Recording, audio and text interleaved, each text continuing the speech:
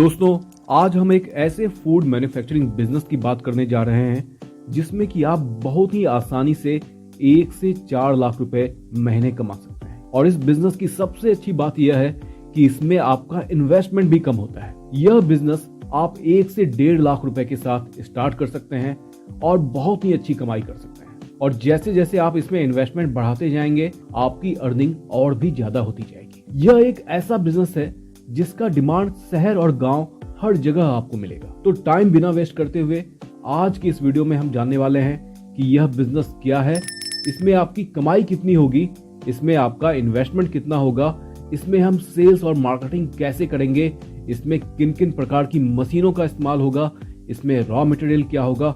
तो इन सब को हम जल्दी से आसान भाषा में समझने की कोशिश करते हैं।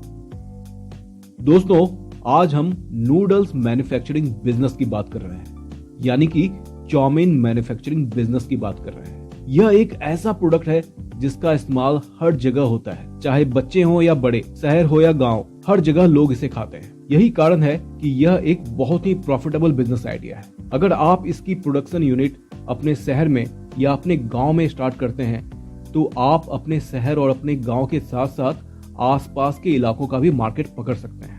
दोस्तों, नूडल्स मैन्युफैक्चरिंग की 2 प्रकार की मशीनें आती है। एक होती है सेमी ऑटोमेटिक और दूसरी होती है ऑटोमेटिक। सेमी ऑटोमेटिक और ऑटोमेटिक दोनों की ही प्रोडक्शन क्वालिटी बिल्कुल एक जैसी होती है, उसमें कोई भी अंतर नहीं होता है। अंतर होता है सिर्फ प्रोडक्शन का।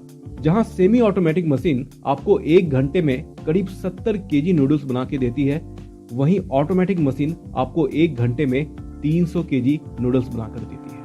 जहां सेमी ऑटोमेटिक का प्राइस करीब 50,000 रुपए होता है, वहीं ऑटोमेटिक मशीन का प्राइस करीब 2.5 लाख से स्टार्ट होकर 7 लाख तक जाता है। इसके अलावा इसमें आपको लेबर्स बहुत ही कम चाहिए, 1 या 2 लोग मिलके इस मशीन को आसानी से चला लेते हैं और इसमें बिजली भी बहुत ही कम लगती है। अगर हम इसमें रॉ मटेरियल्स की बात करें तो नूडल्स मैन्युफैक्चरिंग बिजनेस में आपको सिर्फ 2 प्रकार के रॉ मटेरियल्स चाहिए। पहला है मैदा, दूसरा है पानी। और इसमें जो मशीन्स लगते हैं वह करीब 4 प्रकार के लगते हैं। पहला है मिक्सचर मशीन। यह मशीन मैदा और पानी को गूंदता है। उसके बाद आता है स्टूडर मशीन। यह मशीन गूंदे हुए मैदे को बेलता है पतली परत में और उसके बाद इसमें डाई लगा हुआ होता है डिफरेंट साइज का। उस डाई से होके नूडल्स बाहर निकलता है जिसे कटर मशीन के द्वारा काटा जाता है। मार्केट में अमूमन 3 प्रकार के नूडल्स के साइज चलते हैं। पहला है 1.5 mm का, दूसरा है 1.2 mm का और तीसरा है 1 mm का। जब यह नूडल्स स्टूडर मशीन से निकल जाता है उसके बाद इसको बॉयल किया जाता है, जिसके लिए आपको बॉयलर मशीन की जरूरत पड़ती है। बॉयलर मशीन में बॉयल होने के बाद इसको ड्राई किया जाता है, जिसके लिए आपको ड्रायर मशीन चाहिए। और एक बार जब यह ड्राई हो जाता है तो इसे फिर पैकिंग के लिए भेज दिया जाता है, जहां पर आप एक पैकिंग मशीन के द्वारा इसे पैक कर सकते हैं। पैकिंग मशीन की कीमत 10 से 20 हजार के बीच में आती है। शुरुआत में आपको चाहिए कि आप सेमी ऑटोमेटिक पैकिंग मशीन ही लें, क्योंकि उसकी कीमत कम होती है। अगर आप ऑटोमेटिक पैकिंग मशीन पे जाएंगे तो फिर उसकी कीमत 1 से 1.5 लाख रुपए होती है। तो आइए दोस्तों, अब हम इनके यूनिट इकोनॉमिक्स को देखते हैं। यहाँ पर मैंने आपके लिए एक एक्सेल शीट बनाया है। तो इसमें जो अमूमन रॉ मटेरियल यूज होता है वह मैदा और पानी यूज होता है। अमूमन 1 केजी मैदा का कीमत होलसेल मार्केट में आपको 20 रुपए होता है। वहीं जो नूडल्स होता है वह होलसेल मार्केट में 30 रुपए केजी बिकता है। वहीं रिटेल मार्केट में यह 50 से 60 रुपए केजी बिकता है। तो हमने यहाँ पे मिनिमम 50 रुपए लिया है, यानी कि होलसेल में अगर आप इसे सेल करते हैं तो वहां पर आपका जो मार्जिन होगा वह 20 से 30% होगा। वहीं रिटेल में आपका मार्जिन 40 से 50% होगा। वहीं अगर आप एक लेबर को रखते हैं तो उसकी जो सैलरी होगी वह करीब 15,000 रुपए होगी। वहीं इलेक्ट्रिसिटी की जो कॉस्ट आएगी महीने की वह करीब 4,000 से 6,000 रुपए आएगी। तो इस बिजनेस को समझने के लिए हमने 3 प्रकार का सिनेरियो लिया है।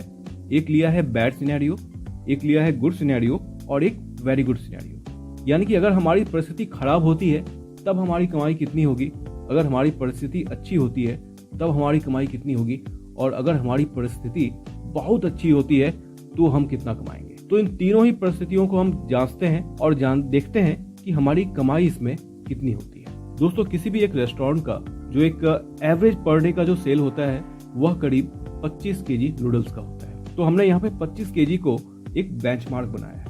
मान लीजिए कि अगर बैड सिनेरियो में आपने सिर्फ 10 होटल्स या रेस्टोरेंट या स्ट्रीट फूड वालों को पकड़ा। तो टोटल जो आपका पर डे सेल होगा वह करीब आपका 250 केजी नूडल्स का होगा। यहाँ पर आपका मार्जिन 10 रुपए का होता है, तो आप पर डे 2500 रुपए कमाते हैं। इस हिसाब से आपका पर मंथ का जो अर्निंग होता है वह 75,000 होता है। यह मैं बुरे सिनेरियो की बात कर रहा हूँ। वहीं पर आपका लेबर का जो सैलरी होता है वह महीने का 15,000 होता है। इलेक्ट्रिसिटी हो गया, डिलीवरी हो गया और बाकी मेंटेनेंस का जो खर्चा आएगा वह करीब 10 से 12,000 रुपए आएगा। तो यहाँ पर आपका टोटल जो ऑपरेटिंग कॉस्ट आ रहा है मोटा मोटा वह करीब 25,000 रुपए का आ रहा है। तो इस हिसाब से आपका जो एबिटा हुआ यानी कि जो आपका प्रॉफिट हुआ वह करीब 50,000 रुपए हुआ। तो बुरे सिनेरियो में आप कम से कम 50,000 रुपया यहाँ पे कमाएंगे।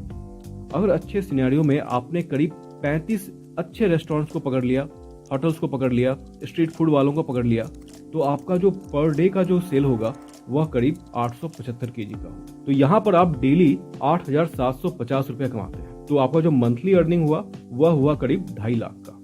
और इस हिसाब से आपका जो प्रॉफिट होता है महीने का वह होता है 2,07,000।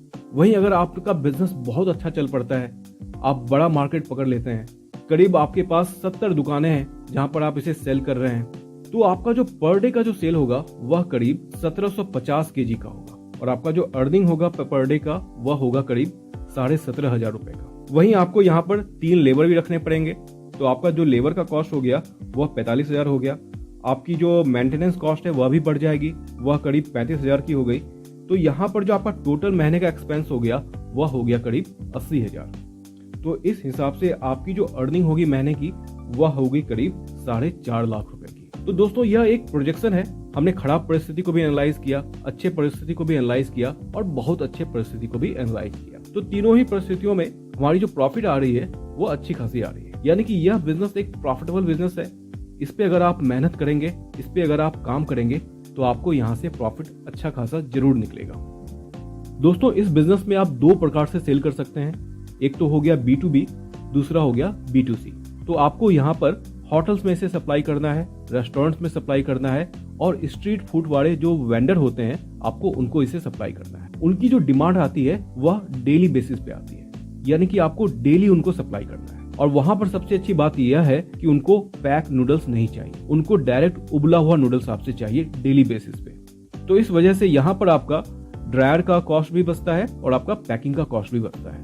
उनको यह उबले हुए नूडल्स इसलिए चाहिए क्योंकि एक तो उनको इसे वापस उबालना नहीं पड़ता है, दूसरा ये ताजे नूडल्स टेस्टी ज्यादा होते हैं। इनको रीहीट करने पे, इनको दोबारा उबालने पे इनका जो स्वाद है वह कम हो जाता है। तो यह आपका एक बहुत ही बड़ा मार्केट है और यह मार्केट आप इजीली टैप कर सकते हैं। दूसरा हो गया आप इन नूडल्स को पैक करके होलसेल मार्केट में सेल करें।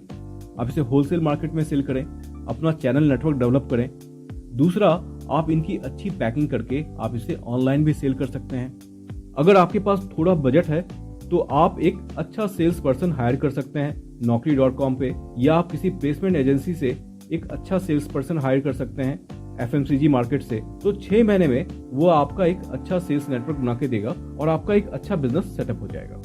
मेरी यह सलाह हमेशा रहती है, जब भी आप सेल्स पर्सन को हायर करें उनके साथ आप सेल्स कॉल पे जरूर जाएं अगर आप मार्केटिंग और सेल्स में नए हैं। इससे आपकी लर्निंग बढ़ती है और आप में कॉन्फिडेंस आता है। दोस्तों आई होप कि आपको यह बिजनेस पसंद आया होगा। अगर इस बिजनेस से रिलेटेड आपके दिमाग में कोई भी डाउट है, कोई भी क्वेश्चन है, तो आप नीचे कमेंट करके पूछें। मुझे बहुत ही खुशी होगी आपके सवालों का जवाब देकर।